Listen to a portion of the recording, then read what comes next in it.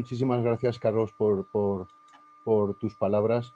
Y efectivamente, cuando a uno le encargan pues una charla para hablar de la historia y evolución de algo, quiere decir que lleva muchos años en el tema, no tanto por el grado de conocimiento, sino precisamente por, por la antigüedad. De todas maneras, como sabéis, es un tema que me encanta. Hablar de la historia de las terapias respiratorias hay que enmarcarla, sobre todo para las personas más jóvenes, que aunque ya se recogía en 1986 en la Ley General de Sanidad el, el tema el derecho a la salud para todos los ciudadanos españoles, es por primera vez en 1995 cuando se establece este Real Decreto en el que se hace una mención expresa como prestaciones complementarias a la oxigenoterapia a domicilio. Pero es realmente la orden de 3 de marzo de 1999 la que regula por primera vez y se detalla las técnicas de terapia respiratoria domiciliaria en el Sistema Nacional de Salud, destacando como objetivos, que creo que sigue siendo plenamente vigente, mantener un estado correcto ventilatorio de los pacientes, mejorar su calidad y esperanza de vida, favorecer su integración social y disminuir las estancias hospitalarias.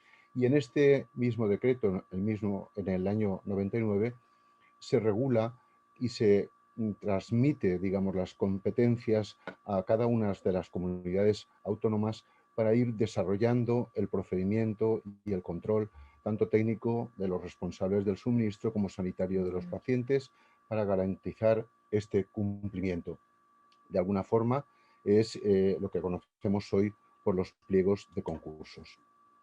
Hablar de la historia de las terapias domiciliarias, sin duda, es hablar, en primer lugar, como ha comentado muy bien Carlos, del uso terapéutico del oxígeno y ver de dónde salimos y de dónde partimos. ¿A quién atribuimos el descubrimiento del oxígeno? Pues bien, un farmacéutico danés, Shell, en 1771, calentando óxido de mercurio y mezclándolo con nitratos, descubre el llamado oxígeno, que se denominará más tarde, pero realmente no lo llegó a publicar. Fue Priestley en 1774 que, calentando también óxido de mercurio por efecto de la luz solar, percibe que los ratones que estaban encerrados en esa cápsula podían sobrevivir más y además la llama tardaba mucho más en apagarse. Lo descubrió, pero no fue consciente del impacto, lo publicó mucho más tarde y fue Lavoisier quien, también haciendo mezclas, creyó que todos los ácidos contenían oxígeno y lo bautizó de acuerdo con la palabra griega de oxus, ácido, y genos, nacimiento. Cabe decir que Lavoisier nunca reconoció que Schell le había mandado una carta con sus descubrimientos y Schell no lo publicó, y realmente Lavoisier se atribuye un gran avance en el tema del descubrimiento del oxígeno, pero sí que le debemos a Lavoisier el haber separado los dos componentes, lo que sería el oxígeno propiamente y el llamado azoe, que es como lo denomina él inicialmente, que sería la otra parte, que sería el componente del nitrógeno. El doctor Callens en 1783 administra oxígeno a su esposa tuberculosa y en 1799 el oxígeno ya había empezado a ser popular de alguna forma, hasta el punto que el doctor Bedoes crea el llamado Instituto Neumático. En el Instituto Neumático se empleaba el oxígeno para la curación no solamente de enfermedades respiratorias, sino también para enfermedades cutáneas y de todo tipo. Es curioso que el doctor Bedoes recetaba para sus pacientes una pinta de oxígeno en aire normal, y esa pinta sería el equivalente a una fracción inspiratoria de oxígeno entre un 23 y un 28%. Es curiosa también esta forma, lógicamente, muy propia de los ingleses. Pero hay unos hitos dentro de la literatura, como es en esta fecha, en marzo de 1885, donde George Holthaple administra, también haciendo una mezcla de óxidos y nitratos, consigue y se publica además el tratamiento de un chico con una neumonía lobar, siendo realmente la primera publicación de uso terapéutico para el oxígeno para una propia enfermedad. Sin duda, en 1917 le debemos a Haldane, que es el padre de la fisiología respiratoria, el primer estudio sobre bases científicas y racionales sobre el uso terapéutico de la administración del oxígeno. Cualquiera que esté metido dentro del mundo de la neumología conoce el efecto Haldane y conoce sus antiguas publicaciones que están en pleno vigor sobre el efecto de la anoxemia, como se denominaba, es decir, el efecto de la hipoxemia sobre el microorganismo. Y además, Haldane, como ahora comentaré y veréis, presentó una máscara facial con una bolsa reservorio adaptable a los cilindros de oxígeno a presión. Fijaros la máscara Haldane múltiple. Tener en cuenta que Haldane vivió en la Primera Guerra Mundial, gran parte de su trabajo se desarrolló en 1919, y esta era la máscara Haldane múltiple creada precisamente porque para defenderse de los ataques alemanes que empezaron con la primera guerra química, con la emisión de gas mostaza que precisamente emitía cloro, un poderoso oxidante y un poderoso tóxico sobre los pulmones, de tal forma que se administraba oxígeno mediante cilindros ya de aire comprimido, incluso con la posibilidad de poder atender a 4 o 5 soldados al mismo tiempo de manera intermitente para defenderse precisamente de la hipoxia creada por los gases. Hay algunos avances importantes durante el siglo XX. Por ejemplo, Lane en 1907 crea un tubo de goma que lo emplea como un catéter nasal. Haldane, en esto, como he comentado, en 1919, sugiere el uso de oxígeno en hospitales. En 1920, Barak recomienda el uso del oxígeno en las neumonías. Y hay un punto clave también de Barak en 1958, que es la creación de esas fuentes pequeñas de oxígeno, como veis en la fotografía, que es el llamado Oxijale, que permitía la administración de oxígeno portátil en pacientes que ya tenían oxígeno en su domicilio o en entornos sanitarios. Y es Levin en 1967 cuando propone el empleo de oxígeno a largo plazo en régimen ambulatorio. Fijaros hasta qué punto se generaliza el oxígeno en el siglo XIX. Este es Francis Thompson, es un poeta inglés que dice que la brizna más sombría de un concepto luce y centellea en el sutil oxígeno de la mente. Los estudios NOT y MRC en los años 80 y 81 muestran un hito absoluto, son plenamente vigentes y son de los que ahora mismo nos basamos para la administración de oxigenoterapia continua domiciliaria, fundamentalmente en pacientes con EPOC. Fueron 2 estudios americanos e ingleses al mismo tiempo y que demostraron que el oxígeno en estos pacientes mejora la supervivencia con un empleo de más de 15 horas al día sin efectos inmediatos. Además, unos años más tarde, estos mismos estudios demostraron que aquellos pacientes con EPOC y oxigenoterapia a largo plazo permitía la supervivencia, pero la supervivencia también estaba limitada siendo menor, fundamentalmente en aquellos pacientes que tenían función pulmonar más baja o función pulmonar más limitada, como se desprende de las curvas de supervivencia de estas dos gráficas, fundamentalmente la de la derecha. ¿Cuál fue el impacto de la regulación del oxígeno domiciliario, de estas de esto que hemos comentado de 1995, pues que aquí podéis ver una gráfica de desarrollo, cómo va cambiando, va disminuyendo el uso del cilindro, la llamada bombona, que algunos pacientes pues denominaban hace unos años popularmente el butano, y cómo va aumentando el uso del concentrador, por ejemplo, a partir del año 93, que son los años de las regulaciones 92-93, se incrementa espectacularmente y además se mantiene vigente a lo largo del tiempo. Por ejemplo, si veis en esta gráfica que actualmente corresponde al uso de tipos de fuentes de oxígeno en el Hospital Universitario San Juan de Alicante, prácticamente el 93% llevan oxígeno en concentrador, aparte ese sería el concentrador portátil, que haríamos un grupo diferente, un porcentaje de oxígeno líquido un 5% y solamente un 2% tendrían oxígeno en cilindro.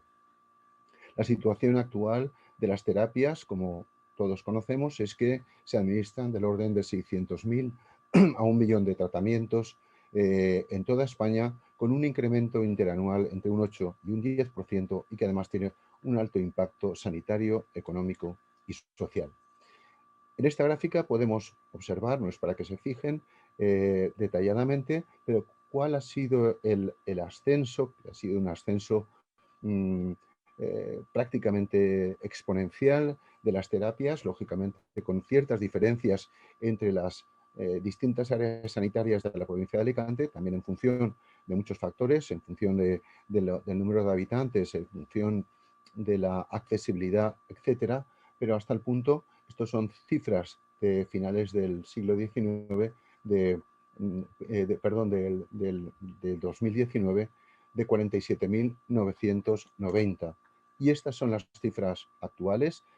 Se ha mencionado que esta es la Semana de la Salud del paciente 50.000, pero a diciembre del 2020, como pueden ver, ya habíamos superado ese paciente 50.000, 51.051 pacientes en la provincia de Alicante, que se distribuyen con la siguiente prevalencia: aerosolterapia 162 por 100.000, oxígeno 329 por 100.000, oxigenoterapia móvil, que vale la pena hacer un grupo aparte, 132 por 100.000, terapias de sueño 2005 por 100.000 y ventilación 51 por 100.000.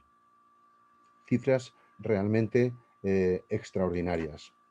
La distribución de las terapias actual y es muy parecida al mapa de toda España, con ciertas diferencias. Este corresponde al Hospital de San Juan, 78% de CEPAP y el resto, un 11% oxigenoterapia, y el resto pues hay otras más con un porcentaje más bajo, pero cabe destacar un 4% de ventilación, además de otras técnicas de apoyo como es el manejo de secreciones, monitorización, pulsosimetría, etc. Pero además, y esto no nos debemos olvidar de lo que supone la complejidad de las terapias respiratorias domiciliarias, es que hay un porcentaje muy importante de pacientes que tienen dobles o triples terapias en su domicilio. Por ejemplo, de aquellos que lo tienen, que puede ser un 20% del total de pacientes, un tercio llevan CEPAP más oxígeno, un 30% llevan oxígeno y aerosoles, otro porcentaje importante, es un 25% de las dobles, llevan sistemas de ventilación de tipo doble presión más oxígeno, y además otros llevan ventilador junto con apoyo para sistemas mecánicos de la tos y además de otras combinaciones como son aerosoles, etc. Por tanto, hay que tener en cuenta que estos pacientes, pues lógicamente, requieren un apoyo muy importante del personal, sanitario y no sanitario, como ha sido el caso durante todos estos años, inicialmente de Carburos Médica y posteriormente del INDE Médica. Hay algunos hitos que me gustaría destacar, que fue, ya lo ha mencionado Carlos, en el año 94, en el mes de octubre, noviembre, pues había una carencia muy importante de de laboratorios de sueño, no había ningún laboratorio de sueño en la provincia de Alicante, y en la provincia de Valencia, como ahora veremos, pues prácticamente muy pocos. De tal forma que se establece la posibilidad, mediante una reunión entre Consellería, los neumólogos de la provincia de Alicante y Linde, la posibilidad de abrir una unidad de sueño en la provincia de Alicante, y por consenso se consideró idóneo el Hospital Universitario de San Juan, adscrito al servicio de neumología, sin entrar a considerar, pues bueno, antiguas guerras hoy en gran parte superadas con neurofisiología, etcétera. Esa inauguración tiene lugar en, en febrero de 1995, mediante una conferencia inaugural. Fue el presentador Mariano Guerrero Fernández, en ese momento gerente del hospital, y yo como moderador, con la actuación del profesor Álvaro Agustí, que impartió una conferencia sobre el síndrome de la apnea de sueño, su importancia para la salud. No hay que olvidar que el profesor Álvaro Agustí había abierto la primera unidad de sueño a cargo del doctor Ferran Barbé en Sondureta, en Palma de Mallorca, y lo que es cómo cerrar el círculo, Mariano Guerrero había estado precisamente de gerente en el Hospital de Sondureta cuando se creó, y fue un gran impulsor de la misma, de tal manera que hay que reconocer desde públicamente que la gerencia del Hospital de San Juan de Alicante siempre apoyó la creación de una unidad de sueño, y de hecho mi llegada al Hospital de San Juan fue en noviembre del 94, y en febrero del 95 se producía la inauguración con no pocas dificultades y superación de tema de personal, ubicación, etcétera, etcétera, pero lo conseguimos en un tiempo récord de 3 meses.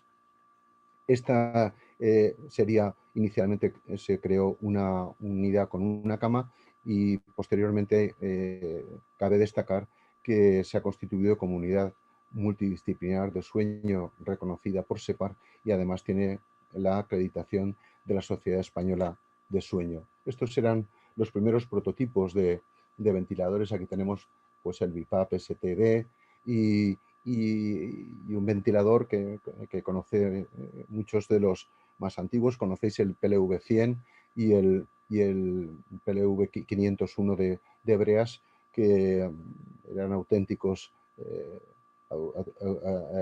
terremotos y absolutamente duros, y que nos han sacado de todos los apuros.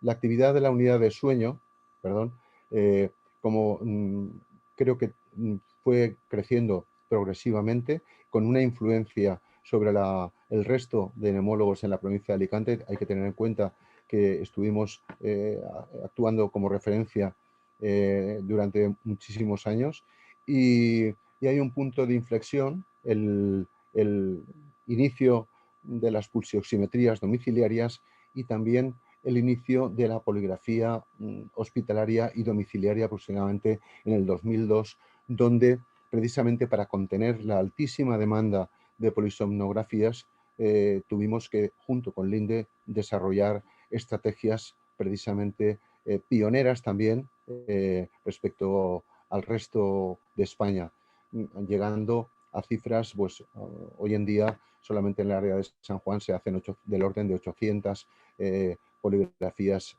anuales, etc. Cabe destacar que en aquellos años había que hacer análisis de cómo nos encontrábamos. Este trabajo lo publicamos en 1998 para que veamos cómo nos encontrábamos entonces en cuanto a no solamente las terapias, sino el aspecto de la apnea de sueño.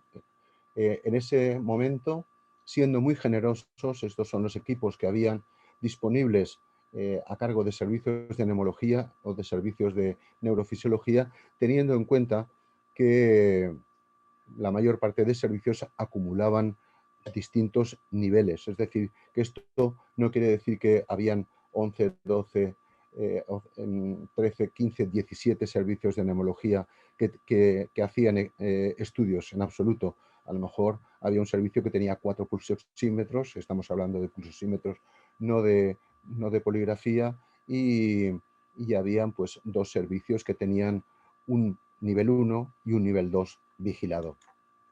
Esto era el número de estudios anuales que se efectuaban en toda la Comunidad Valenciana, del orden de 1.100 de polisomnografías, con una lista de espera que en la provincia de Alicante, donde se remitían los pacientes a neurofisiología del Hospital Dr. Peset, podía llegar a entre 3 y 4 años, y siendo muy generosos, pues la lista de espera media en ese momento para hacer una polisomnografía era de 16 meses, y habían 1.500 pacientes esperando a hacerse un estudio de sueño. Este era el número de estudios que en conjunto se realizaban por parte de los servicios de neumología o de neurofisiología, teniendo en cuenta que, contando nuestra unidad, solamente había una unidad en Valencia adscrita, la del Clínico de Valencia, adscrita a neumología, y la nuestra adscrita a neumología.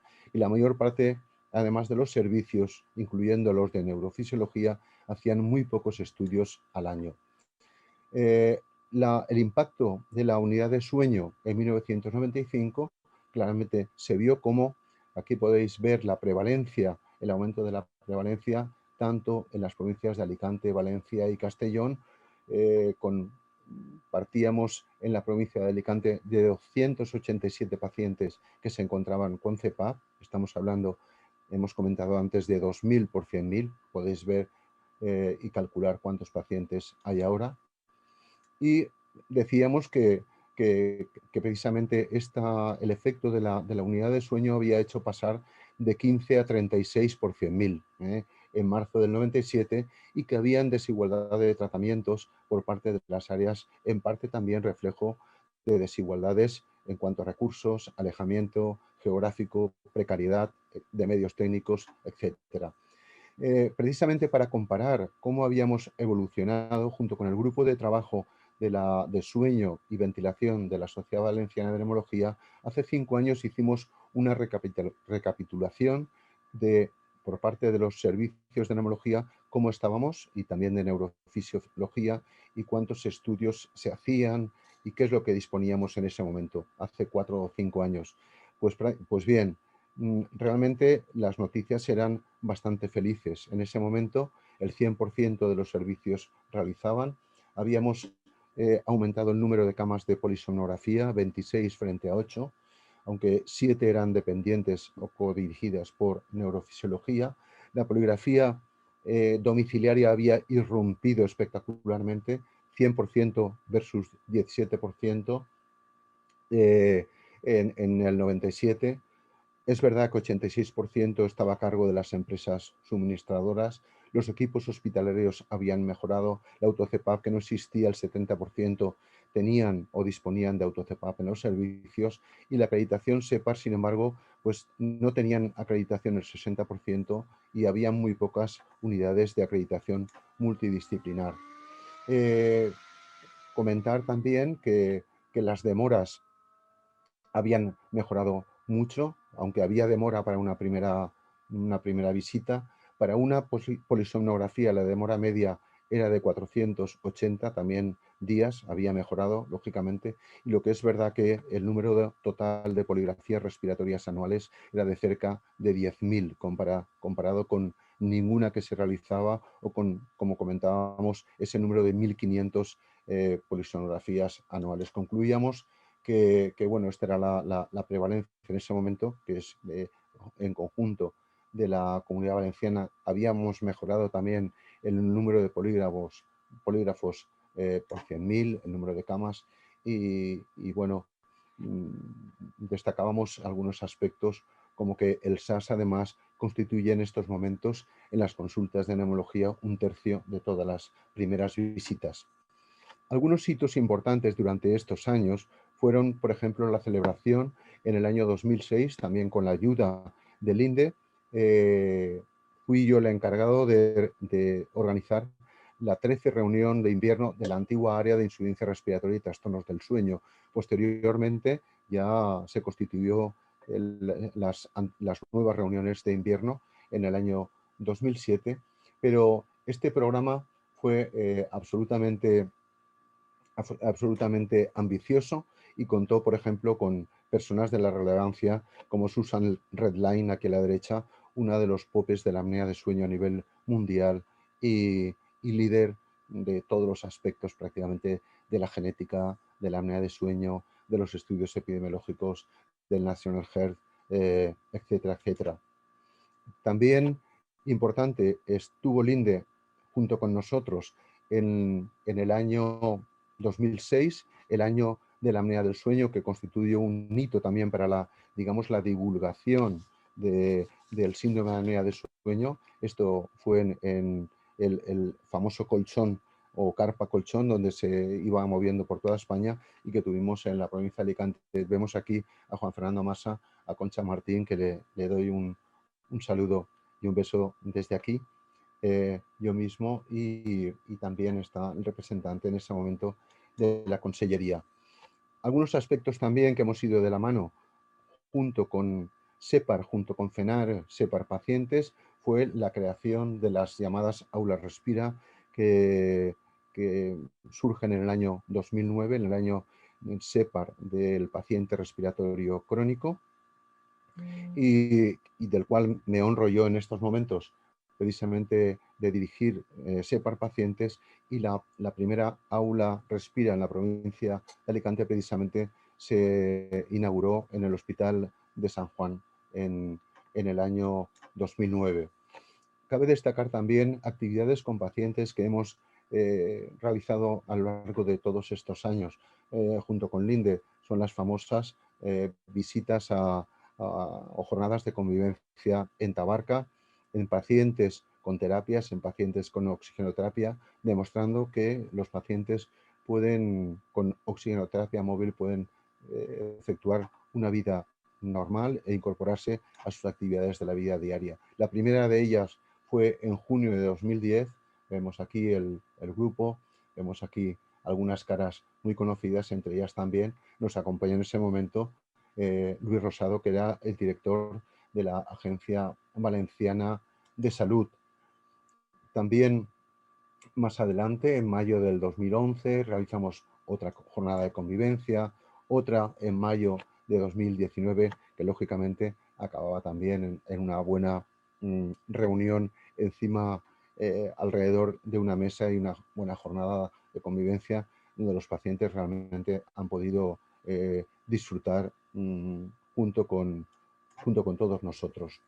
Algunos hitos importantes fueron, por ejemplo, en marzo del 2008, la posibilidad de ofrecer oxigenoterapia móvil, una nueva modalidad. Y aquí vemos, precisamente en marzo del 2008, fue el primer paciente de la provincia de Alicante al cual se le entregó un concentrador portátil, y fue recogido en toda la prensa nacional, porque realmente fue el primer paciente a nivel de toda España que llevó oxigenoterapia portátil en concentrador.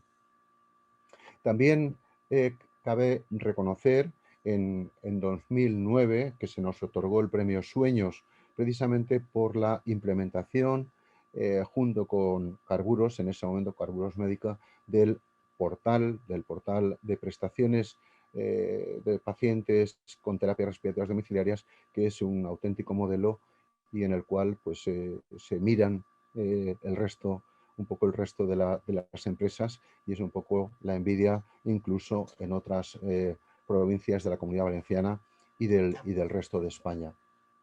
Algunos aspectos pioneros también, junto con Linde, que pusimos en marcha fue, por ejemplo, en 2010, esta posibilidad de monitorización que hoy en día está muy, muy vigente, de pacientes bajo oxigenoterapia domiciliaria, más allá de aspectos como es el contador, del contador horario, para saber precisamente cuál es el cumplimiento efectivo.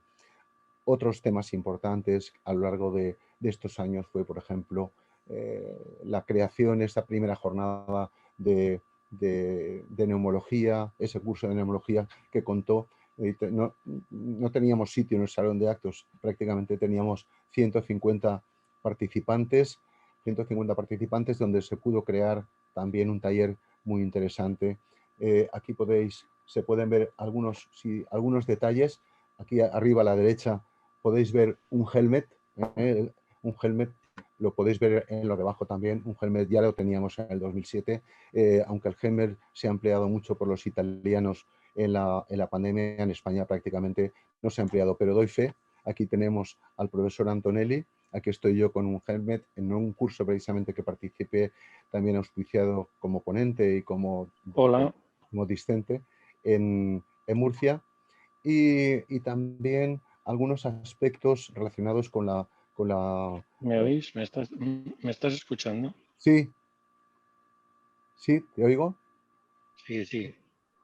Algún- algunos aspectos como la experiencia del paciente, la investigación, la publicación de algunos libros también bajo el auspicio de, del INDE, como este el síndrome de apnea de sueño en poblaciones especiales, la posibilidad de ofrecer tecnología también a la población infantil y estudios domiciliarios, la posibilidad de participar, además, en jornadas de convivencia, como es el caso de esta jornada de ventilación, junto con la presidencia de Adela, la posibilidad de convivir con pacientes en la marcha nórdica, la participación en el Congreso SEPAR Pacientes, como en los años SEPAR anteriormente, y sobre todo, además, el comportamiento del INDE a lo largo de este año de pandemia, que ha conseguido multiplicar su producción e instalaciones, además de suministrar todas las terapias en residencias, domicilio, etc.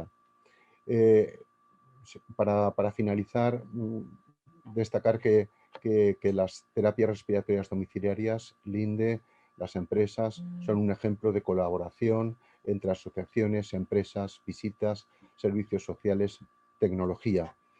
Y sirva este día como homenaje precisamente a las mujeres sanitarias a lo largo de todos estos años, y decir que, como veis en el gráfico de la derecha, estos eran aproximadamente los neumólogos que éramos en 1992-95, en azul los hombres, en naranja las mujeres, y como son el número aproximado en el año 2021, con una P, con un chi cuadrado muy, pero muy significativo, lo que quiere decir que la mujer ha irrumpido y somos compañeros lógicamente, y sirva también mi homenaje para los hombres y mujeres que trabajan en las empresas y que trabajan en el mundo sanitario. Muchas gracias. Muchas gracias, Eusebi, por tu intervención, una intervención muy interesante. Dos comentarios quería hacer. O sea, cuando se te encarga y se te solicita que participes en esta intervención para desarrollar lo que ha sido la historia de las terapias en Alicante, no es por mayor, ¿eh? Es porque queda patente que has estado desde el principio, no solo tú, sino todo el equipo de los diferentes compañeros que tenemos repartidos y que tenéis repartidos por los diferentes departamentos de salud, y juntos con nosotros hemos hecho este camino, y un camino en el que, con los comentarios que tú has hecho, pues queda patente el gran trabajo y la unificación que hemos hecho un gran equipo, tanto por parte de los especialistas como por parte del INDE en este territorio, al igual que lo hacemos en otras zonas del país, ¿no?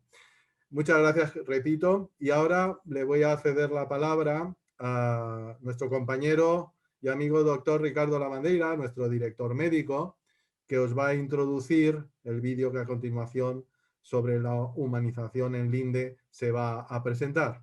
Así que, Ricardo, cuando quieras, tu turno. Muy bien, muchas gracias. Hola a todos y buenas tardes. La verdad es que con el final de la presentación de José Giner, pues yo me adhiero. Mi mujer es enfermera, mi hija farmacéutica, y la gata yo creo que también la vamos a tener que hacer del ramo, ¿no? Bueno, hablar detrás de Eusebi, detrás de la doctora Eva Martínez y Beatriz Massa, pues que lo han hecho anteriormente, y después de la magnífica introducción que han hecho mis compañeros, uniéndolo con Lavoisier y Haldane, pues esto resulta siempre muy difícil, ¿no? Pero para hacerlo más llevadero, para mí lo más fácil es comenzar dando las gracias. Siempre he creído que hay que encontrar tiempo para agradecer a las personas como vosotros, como todos vosotros, hablo de neumólogos, hablo de compañeros, que marcáis al fin y al cabo la diferencia en las vidas de los demás, ¿no? Entonces, esa gratitud que yo sé que conocéis, y la conocéis seguramente de primera mano, pues simplemente por el hecho de vivir por y para los demás, pues es muy importante. Pero para nosotros también lo es. O sea, ese sentimiento de gratitud a veces se hace más fuerte cuando recibes de una paciente, de un paciente, de un cuidador, o de un hijo o de una hija de un paciente, el agradecimiento por el tratamiento realizado y el trato dispensado, ¿no?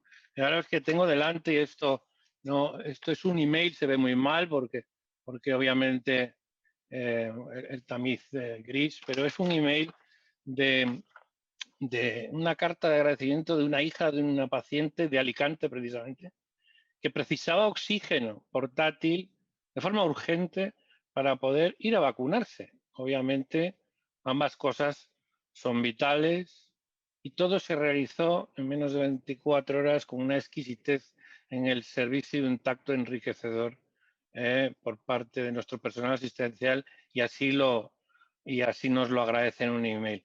Para todo el equipo asistencial, recibir este email se ha ido enviando en cadena porque es muy satisfactorio. Y al fin y al cabo estos momentos son lo que llamo los momentos invisibles, ¿no? Que terminan de animar a seguir trabajando en pos de lo que consideramos que es fundamental en Linde, que es la humanización en el servicio. Y en Linde esta humanización no es una opción, ni es ninguna moda. Resulta absolutamente obligatoria en todo momento. Y es un valor. Bueno, al final, cuando hablamos de valores, hablamos de algo que es de vital importancia, que tenemos que demostrar en nuestro quehacer diario, ¿no? Es la única forma de poder alcanzar un objetivo que a lo mejor es más visible, que es más cuantificable, que es la calidad asistencial o el abordaje integral que se hablaba anteriormente, y que obviamente es lo que la sociedad nos solicita. Por tanto, en Linde pues, entendemos que esa humanización no es un nuevo modelo de atención, es un valor, como he dicho antes, y es un valor permanente, y recalco valor y permanente, y resulta primordial para transformar ese día a día de nuestra actividad. O sea, esa actividad de humanización no nace de la mañana para la noche, sino que todo comienza con la formación de nuestros propios profesionales en un taller de humanización y vínculo con el paciente, que se llama, tanto física como emocionalmente, donde se fomentan todos esos valores, que son valores humanísticos de los profesionales sanitarios, que no deberíamos de hacer gala de ellos, sino que ya tenerlos integrados, y que con todos ellos pues realizar una actividad asistencial adecuada. Bueno, yo finalizo diciendo que el objetivo final del INDEC con todos los pacientes, pero también sus cuidadores, familiares, es mejorar al fin y al cabo esa experiencia vital y esa asistencia para que sea altamente satisfactoria. Bueno, y si con ello se nos llenan de cartas de agradecimiento por el trato recibido, es porque seguramente vayamos por buen camino y lo estemos haciendo bien. Simplemente ya para finalizar, gracias por escucharme, gracias por participar a todos los panelistas y los oyentes en esta magnífica Semana de la Salud, que va a resultar apasionante. Y permitidme dar un paso a un breve vídeo que hemos realizado con todo el cariño de cómo debemos de seguir fomentando desde el INDE la calidad humana y asistencial a través del humanismo de las personas, de esa humanización que se requiere en el trato, y en resumen, siendo fieles a lo que propugna la misma INDE, que es su responsabilidad social corporativa, ¿no? Así que adelante vídeo, por favor, el que tenga el mando.